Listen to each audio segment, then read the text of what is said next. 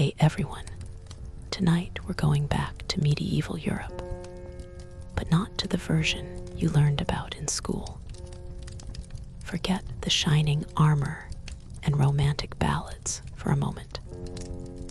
We're diving into something historians often skip over.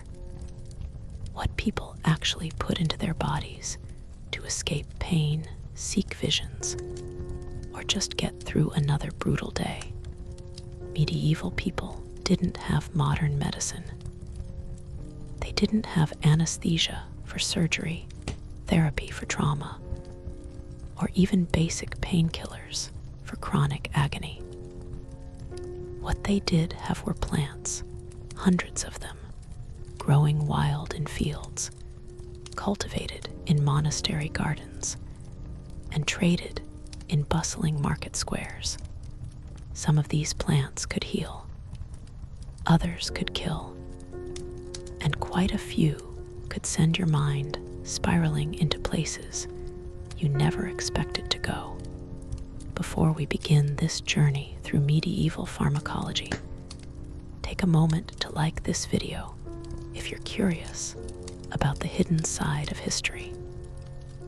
Subscribe if you want more deep dives into topics they don't teach in textbooks. And comment below.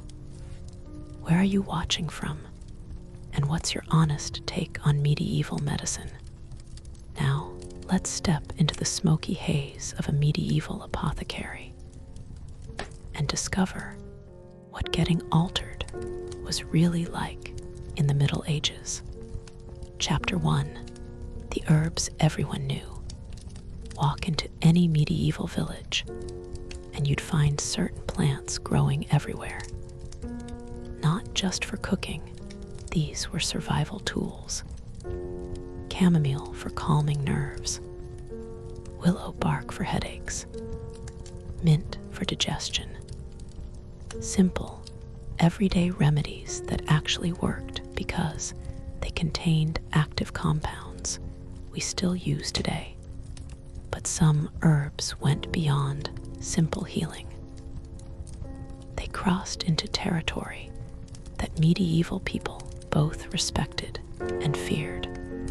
Take hops, for example. Yes, the same hops used in beer. Medieval brewers knew hops didn't just preserve their ale, they also produced a mellowing, slightly sedative effect. After a long day of backbreaking labor, a strong ale wasn't just refreshment. It was medicine for body and mind. Then there was mugwort, a common roadside plant.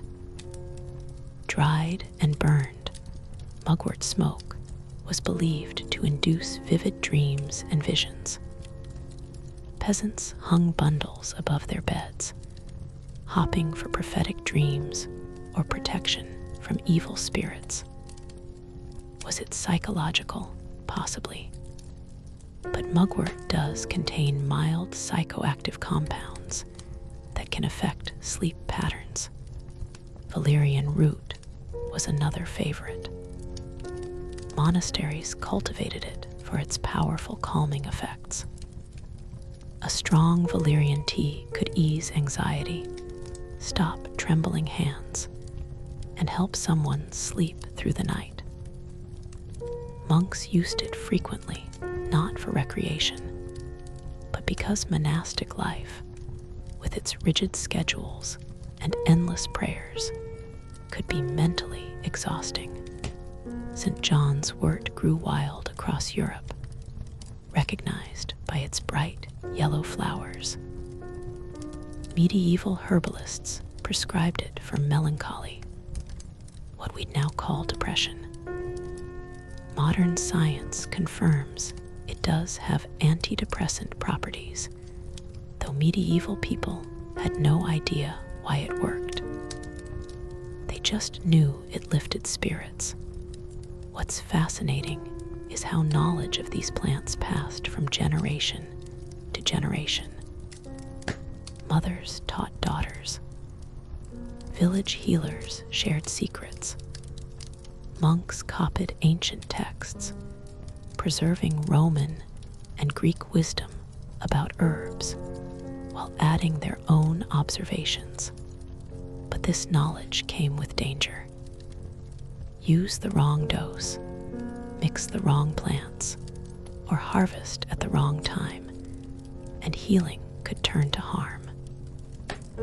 Medieval people walked a razor's edge between medicine and poison, and some plants didn't just heal or harm. They transported people to entirely different realms of consciousness. Chapter 2: Opium and Pain Relief. Let's talk about the big one: opium. Yes, medieval Europe knew about opium, and yes, they used it, though not quite the way you might imagine. Opium comes from the poppy plant, specifically the opium poppy, which grew throughout Mediterranean regions and parts of Europe. The Greeks and Romans had used it for centuries, and that knowledge never completely disappeared during the Middle Ages.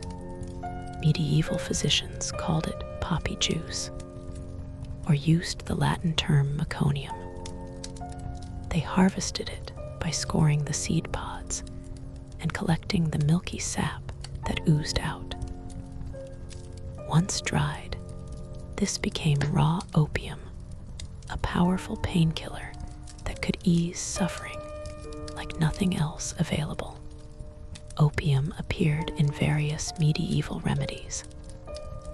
It was mixed into wines, dissolved in vinegar, or combined with other herbs to create what they called soporific sponges. Cloth soaked in opium-containing solutions that patients would inhale before surgery. This was medieval anesthesia, crude but sometimes effective. The wealthy had better access to opium. It had to be imported or carefully cultivated, making it expensive. A nobleman with a shattered leg might receive opium-laced wine to dull the agony. A peasant with the same injury would have to settle for strong ale and prayers. Physicians understood opium was powerful. Medical texts warned about dosage, noting that too much could cause deep sleep from which patients might never wake. They knew it was addictive, though they didn't use that exact term. They observed that people who took opium regularly seemed to need more and more to achieve the same relief. In some monasteries, opium was grown in medicinal gardens. Monks, who often served as healers, would prepare small amounts for the seriously ill or dying. Giving opium to someone in their final hours was considered an act of mercy, easing their passage from this world to the next. But opium wasn't used casually. It was expensive, hard to obtain, and recognized as dangerous. Most medieval people would never encounter it in their lifetimes. Their pain relief came from much more common and sometimes more unpredictable sources. Chapter 3: Ergot, the Accidental Trip. Now we arrive at one of the strangest and most terrifying substances in medieval history: ergot. And here's the thing, people didn't seek it out. It found them. Ergot is a fungus that grows on rye and other grains, particularly in damp, cool conditions. It forms dark, horn-shaped growths on the grain stalks. When infected grain gets harvested and ground into flour, the ergot comes along for the ride. And when people eat bread made from that flour, things get very strange very quickly. Ergot contains compounds similar to LSD. In fact, LSD was originally synthesized from ergot alkaloids in the 20th century. So, when medieval villagers unknowingly consumed ergot-contaminated bread, they were essentially experiencing something like a forced acid trip without any understanding of what was happening to them. The symptoms were nightmarish. People reported seeing demons, experiencing terrifying visions, feeling their skin crawl with invisible insects. Their limbs would twitch and convulse uncontrollably. In severe cases, blood flow to extremities would be restricted, causing fingers and toes to turn black and eventually fall off, a condition called St. Anthony's fire. Entire villages could be affected simultaneously if they all ate bread from the same contaminated harvest. Imagine dozens of people suddenly hallucinating together, convinced they're under demonic attack, their bodies failing in horrible ways. The medieval mind had no framework for understanding this as poisoning. Instead, they interpreted it as divine punishment, demonic possession, or witchcraft. Churches held special masses. Priests performed exorcisms. Accused witches were sometimes burned at the stake, all because of a fungus growing on grain. Some historians believe ergot poisoning may explain certain historical events. The dancing plagues, when groups of people danced uncontrollably for days, might have been ergot-induced. Some of the behaviors described during witch trials, convulsions, visions, strange sensations, match ergot symptoms perfectly. Monasteries and convents, which baked their own bread from their own grain stores, weren't immune. Records describe nuns experiencing shared visions, which might have been religious ecstasy or might have been ergot. The line between mystical experience and poisoning was terrifyingly thin. The tragedy is that ergot was preventable. Careful grain inspection could identify infected stalks. But desperate peasants facing starvation weren't always picky about what went into the flour. In bad years, you ate what you had, fungus or not. Ergot poisoning declined as agricultural knowledge improved, and grain storage became more sophisticated. But for centuries, it was an invisible terror lurking in the daily bread, a forced journey into altered consciousness that no one asked for and few survived unscathed. Chapter 4: Alcohol Beyond Beer. Medieval people drank a lot. But before you picture stumbling drunks at every corner, understand this: they drank because water wasn't always safe. Brewing beer or fermenting wine killed bacteria. For many, mild alcoholic beverages were safer than well water. But this chapter isn't about casual drinking.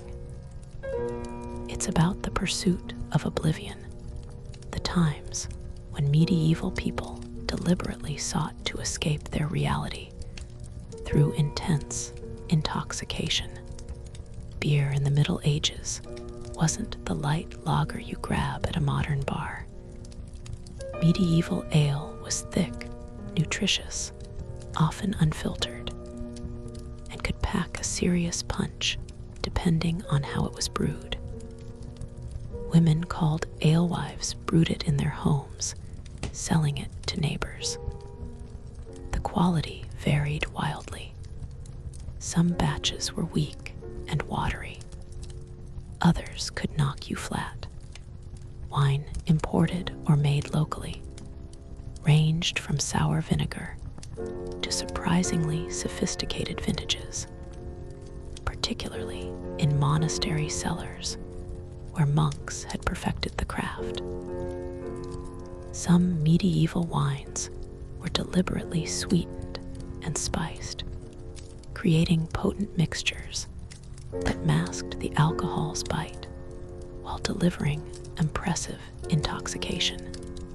Then there was mead, the honey-based drink beloved across Europe.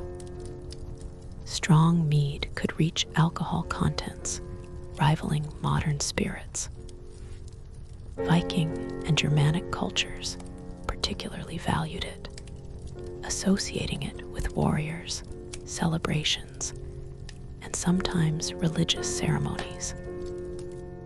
A night of serious mead drinking could leave you unconscious until dawn, but the most intense alcoholic experiences came from distilled spirits. Distillation technology arrived in medieval Europe through Arabic sources around the 12th century. Early distillers called their products aqua vitae, water of life. These early spirits were crude, harsh, and devastatingly strong. Initially, distilled alcohol was considered medicinal. Apothecaries used it to extract plant essences, to preserve herbs, and as a remedy itself. But people quickly discovered its recreational potential. A small cup of aqua vitae could warm you faster than any beer. A large cup could transport you somewhere else entirely. Monasteries became centers of distillation, with monks producing spirits that would eventually evolve into famous liqueurs. The Benedictine order created herbal spirits that are still made today. The Carthusian monks produced chartreuse. These weren't just drinks.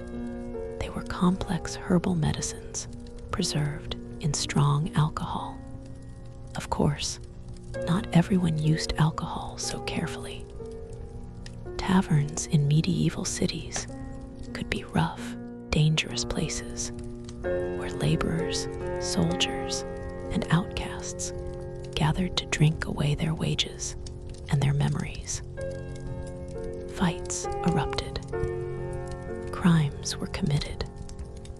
The morning after often brought as much regret as any modern hangover.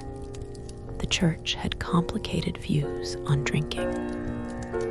Moderate consumption was fine.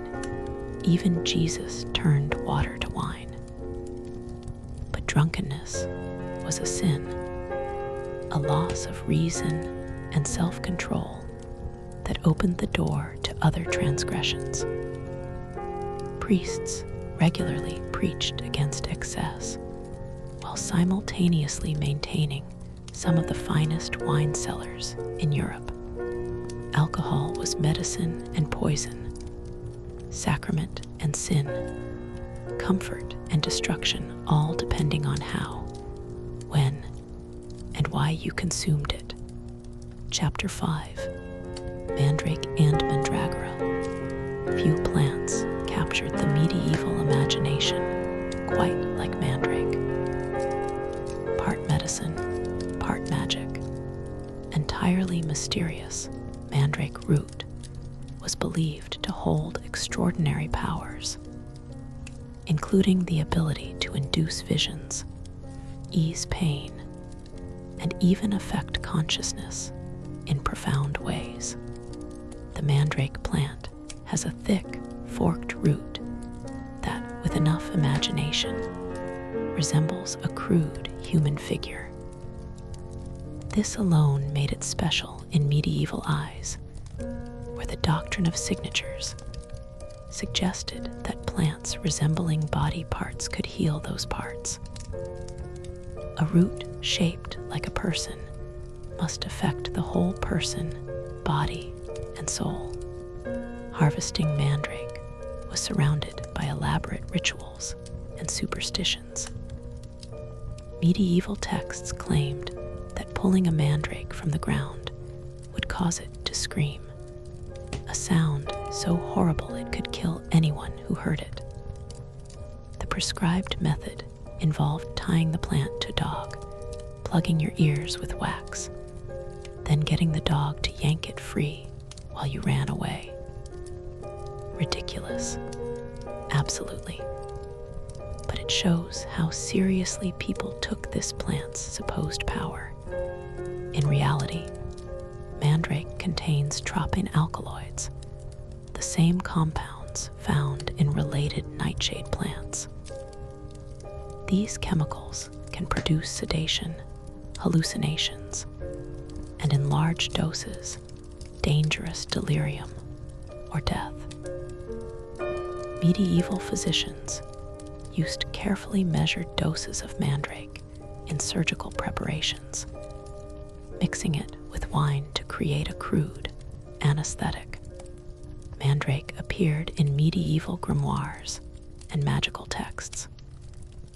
Sorcerers supposedly used it in rituals. Love potions often listed mandrake as an ingredient, playing on its human-like shape and mysterious properties. Whether any of this magic worked is doubtful, but the psychological effect of believing you'd consumed such a powerful substance shouldn't be underestimated. The wealthy might obtain genuine mandrake root. The poor usually got scammed. Unscrupulous merchants carved ordinary roots into human shapes and sold them as authentic mandrake. Some even inserted grain seeds into carved roots, which would sprout and grow, proving the root was alive. What's particularly interesting is how mandrake bridged medicine and magic. A physician might prescribe it as legitimate treatment. A village-wise woman might use it in folk remedies. A suspected witch might be accused of gathering it under a full moon for nefarious purposes. Same plant, wildly different interpretations, depending on who held it and why. Mandrake's reputation persisted for centuries, appearing in Shakespeare's plays and folklore across Europe. Its reality was less dramatic than its legend. But for medieval people seeking escape from pain or searching for visions beyond ordinary perception, mandrake represented possibility, danger, and power, all twisted together like its humanoid root. Chapter 6, Henbane and Nightshade. Now we enter truly dangerous territory. If mandrake flirted with toxicity, henbane and deadly nightshade embraced it fully. These plants could heal, could intoxicate, and could absolutely kill, sometimes all in the same dose. Henbane grows throughout Europe, recognized by its sickly yellow flowers veined with purple. Medieval people knew it well and treated it with appropriate respect and fear. Every part of the plant contains powerful psychoactive compounds, particularly hyoscyamin and scopolamine, in tiny, carefully measured amounts. Henbane could relieve pain, reduce muscle spasms, and induce a dreamy, disconnected state. physicians used it in surgical preparations, sometimes combining it with opium and mandrake for maximum effect. Patients would drift into unconsciousness, allowing surgeons to work quickly before the limited anesthesia wore off. But henbane had another reputation. People whispered that witches used it in their mysterious ointments, that it could produce flying sensations and hallucinations. These weren't entirely false claims. Moderate doses of henbane can cause powerful delirium, making users feel detached from their bodies, capable of flight, transported to other realms. The problem was control. The difference between a dose that produced visions and a dose that produced convulsions, coma, or death was terrifyingly small. And henbane's effects could last for hours or even days, with users unable to distinguish hallucination from reality. Deadly nightshade belladonna was even more dangerous. Its name means beautiful woman in Italian, because Italian women used diluted nightshade drops to dilate their pupils, considered a mark of beauty. But nightshade is among the most toxic plants in Europe. Nightshade contains atropine, another tropine alkaloid with powerful effects on the nervous system. In medical doses, and we're talking minuscule amounts, it can dilate pupils, increase heart rate, and reduce secretions. Medieval physicians occasionally used it for very specific conditions, but consume even a few nightshade berries, and you're facing delirium, hallucinations, rapid heartbeat, inability to distinguish reality, possible seizures, and potentially death. Children were particularly vulnerable, attracted by the plant's dark, shiny berries that looked almost like cherries. Both henbane and nightshade appear repeatedly in medieval witch trial records. Accused witches were said to make flying ointments from these plants mixed with animal fat. When rubbed on skin, particularly sensitive areas, the compounds could absorb into the bloodstream, producing intense hallucinations, including sensations of flight. Modern researchers have experimented with historical recipes, carefully and legally. The results: powerful, disturbing delirium lasting many hours. Users reported feeling weightless, having conversations with beings that weren't there, losing all sense of time and place. These weren't pleasant recreational experiences. They were forced journeys into mental chaos. The tragedy is that desperate people sometimes sought out these plants deliberately. Someone with unbearable chronic pain might risk nightshade. Someone seeking mystical visions might try henbane. Some survived with stories. Others didn't survive at all. Medieval medical texts warned extensively about these plants, while simultaneously describing their uses. The message was clear. Powerful medicine and deadly poison were separated by knowledge, precision, and often just luck. Chapter 7. The WITCHES, flying OINTMNTS. We need to talk about one of the most misunderstood aspects of medieval intoxication: the infamous flying ointments supposedly used by witches. historical records from witch trials mention these concoctions repeatedly. But what were they really? And what happened to people who used them? According to trial confessions, often extracted under torture. So take them with caution. Witches created ointments from specific plants mixed with animal fats. The recipes varied, but certain ingredients appeared again and again. Henbane, belladonna, mandrake, hemlock, and aconite. These weren't applied internally. Users rubbed the ointment onto their skin, particularly areas where skin is thin and absorption is high wrists, behind the ears, armpits, thighs, and genitals. In some descriptions, witches applied it while straddling broomsticks or poles, leading to the iconic image of witches riding brooms. Here's what modern science tells us.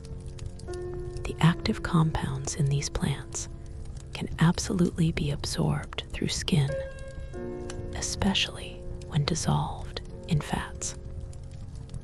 Once in the bloodstream, they produce powerful hallucinogenic and dissociative effects. Users would experience numbness spreading through their bodies. Their hearts would race. Time would distort. And then the hallucinations would begin, often including sensations of flying, shape-shifting, traveling to distant places, and encountering supernatural beings. These weren't pleasant psychedelic journeys. Tropine alkaloids produce delirious, often terrifying hallucinations. Users lose their ability to distinguish reality from vision. They might believe they've attended a witch's Sabbath, met the devil, flown through the air, or transformed into animals. And they'd be utterly convinced these experiences were real. Some historians suggest these ointments explain elements of witch trial testimony. When a confused, traumatized person confessed to flying to a mountain Sabbath and meeting demons, they might have been describing a genuine hallucinogenic experience, not actual magic, but brain chemistry gone violently awry. Monastery records occasionally mention similar preparations used for spiritual purposes. Some monks seeking mystical visions may have experimented with plant-based ointments, interpreting their hallucinations as religious experiences. The line between seeking God and seeking altered consciousness was blurry, but we should be clear. Most accused witches probably never used any such ointments. Witch trials were fueled by hysteria, misogyny, social tensions, and the torture-induced confessions of innocent people. The flying ointments existed, but they were far less common than trial records suggest. For those who did use them, the experience was likely horrifying. Imagine being trapped in a waking nightmare for hours, unable to escape, unsure what's real, your body moving involuntarily, while your mind spins through impossible visions. When you finally came down, you'd be exhausted, disoriented, possibly injured from moving around while hallucinating. Some didn't come down at all. Overdoses from these ointments could cause seizures, respiratory failure, coma, and death. The preserved recipes use such crude measurements: a handful of this, a pinch of that accurate dosing was nearly impossible. The tragic irony is that while witchcraft itself was largely imaginary, the substances accused witches supposedly used were very real, very powerful, and very dangerous. Medieval people stumbled onto compounds that could profoundly alter consciousness, but without the scientific framework to understand what was happening, they interpreted chemistry as sorcery. Chapter 8: Medical Treatments Gone Wrong. Medieval medicine operated on completely different principles than modern medicine. No germ theory, no understanding of chemistry, no clinical trials. Instead, physicians relied on ancient Greek and Roman texts, religious doctrine, astrology, and the accumulated folk wisdom of centuries. This meant that well-intentioned treatments sometimes went catastrophically wrong. The theory of the four humors dominated medical thinking. Health supposedly depended on balancing blood, phlegm, yellow bile, and black bile. Illness meant these humors were out of balance. Treatments aimed to restore balance through bleeding, purging, inducing vomiting, or adding specific substances believed to affect certain humors. This framework led to some genuinely helpful remedies, but also to dangerous ones. Physicians prescribed mercury for various conditions, not realizing it was slowly poisoning patients. They used lead compounds. They recommended bloodletting so aggressive that patients died from blood loss, while doctors thought they were healing them. And then there were the psychoactive medicines. Remember, physicians had no concept of neurotransmitters or brain chemistry. When they prescribed substances containing powerful psychoactive compounds, they were guessing based on symptoms and traditional use. Consider a common medieval complaint: melancholy, what we'd call depression. A physician might prescribe St. John's wort, not bad. It does have mild antidepressant properties. But if the case seemed severe, they might add henbane or mandrake to the treatment. Suddenly, the patient isn't just getting herbal medicine, they're getting powerful deliriants that could cause hallucinations, confusion, and worse. Surgery was particularly risky. Pre-surgical preparations often included strong doses of opium, mandrake, and henbane mixed together. Sometimes patients would fall into such deep unconsciousness they never woke up. Other times, the anesthesia would wear off mid-surgery, and the patient would wake to unspeakable agony. There was no way to calibrate the dose precisely.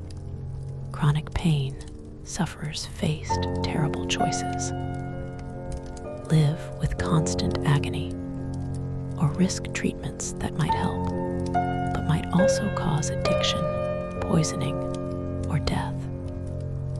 Some patients became dependent on opium preparations, needing increasingly larger doses. Others tried progressively dangerous plant remedies in desperation. Women's health was particularly affected. Herbal preparations were used to regulate menstruation, ease childbirth, or terminate unwanted pregnancies. Some worked. Others caused serious illness or death. Desperate women seeking abortions might consume pennyroyal or tansy, plants that could indeed terminate pregnancy, but could also cause liver failure and death. Mental illness received treatments that seem cruel by modern standards. Patients experiencing mania might be given huge doses of sedating plants, essentially kept in a drugged stupor for weeks. Those suffering from what might have been schizophrenia were sometimes given hallucinogenic plants, making their condition dramatically worse, while physicians thought they were expelling demons. The wealthy could afford physicians who had some training and access to more refined preparations. The poor relied on village healers, folk remedies, and often just got sicker. A peasant with depression might seek help from someone who gave them ergot-contaminated grain, medicine, turning one problem into several worse ones. What's sobering is that these weren't evil people trying to harm patients. These were healers doing their absolute best with the knowledge they had. They genuinely believed they were helping. The fact that their treatments sometimes caused intoxication, addiction, hallucinations, or death was tragic collateral damage in the struggle against disease and suffering. Medieval medicine shows us what happens when powerful substances meet insufficient knowledge. A cautionary tale that still resonates today. Chapter 9, Religious Visions, or hallucinogenic.